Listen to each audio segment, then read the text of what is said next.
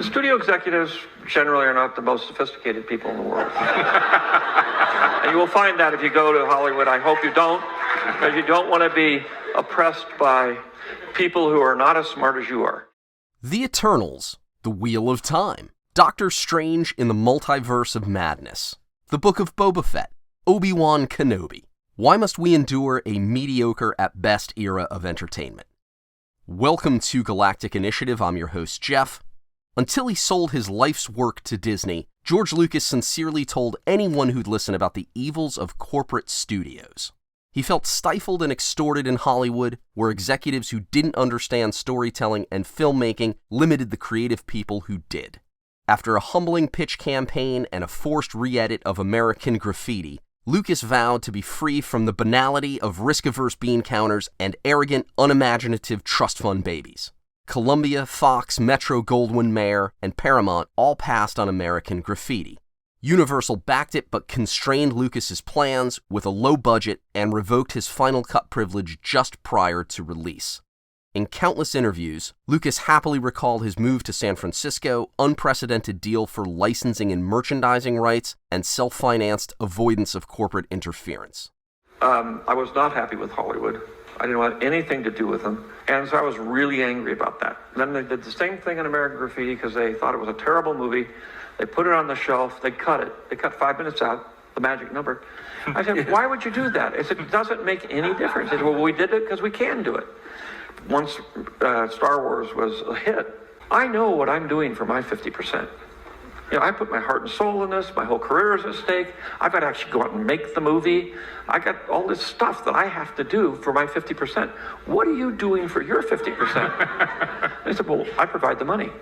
I said, you don't provide the money. I said, you go to a bank with a letter of credit, and they supply the money.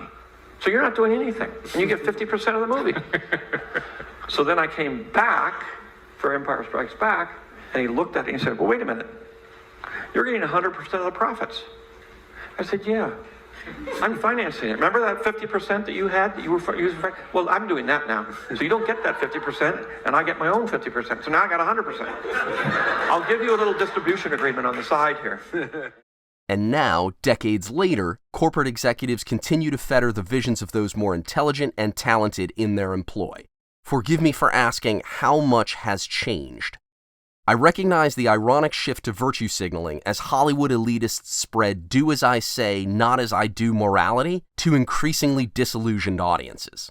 True pioneers have dwindled in and around the City of Angels.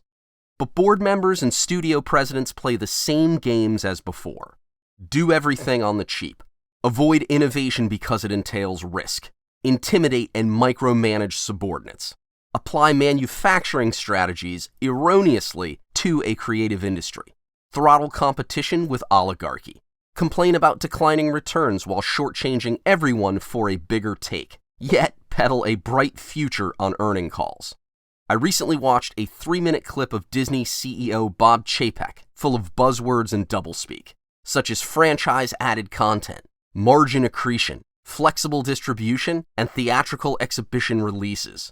What? Thanks to this ilk, major studios have resumed the same uninspired, unappealing output that Lucas challenged during the 1970s.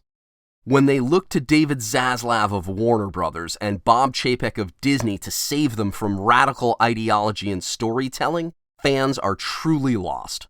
If corporate directors believed it could make a few bucks and/or cast them in a favorable light, they would promote the Canadian seal hunt. The questions often asked by Star Wars fans: why was there no comprehensive plan for the sequel trilogy? Why is the Disney age an inconsistent mess? When will Kathleen Kennedy be replaced? For the answers, look no further than corporations that view IP in terms of ROI, return on investment. Don't mistake my meaning.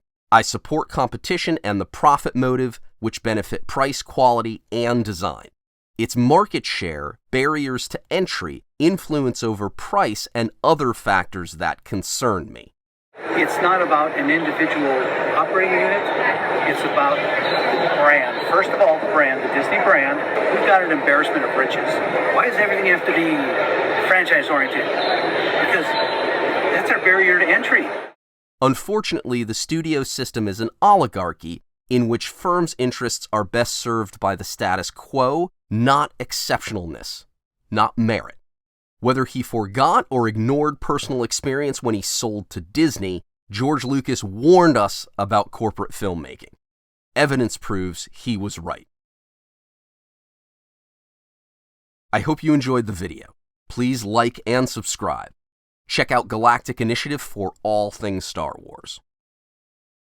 Galactic Initiative is not authorized or endorsed by Lucasfilm Limited. The name Star Wars and all related materials are registered trademarks of Lucasfilm Limited, a subsidiary of the Walt Disney Company, all rights reserved. Galactic Initiative is a registered trademark, and other product and company names are trademarks of their respective holders. Use does not imply affiliation or endorsement.